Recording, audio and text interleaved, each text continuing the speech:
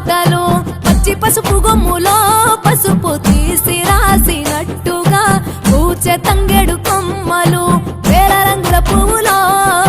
బతుకమ్మని చీరలు కోనేటిలో కలువలో గౌరమ్మని రవికలు ఎంతటి అందాల మహారాణివే నీ చుట్టూ పూలన్నీ చలికత్తెలే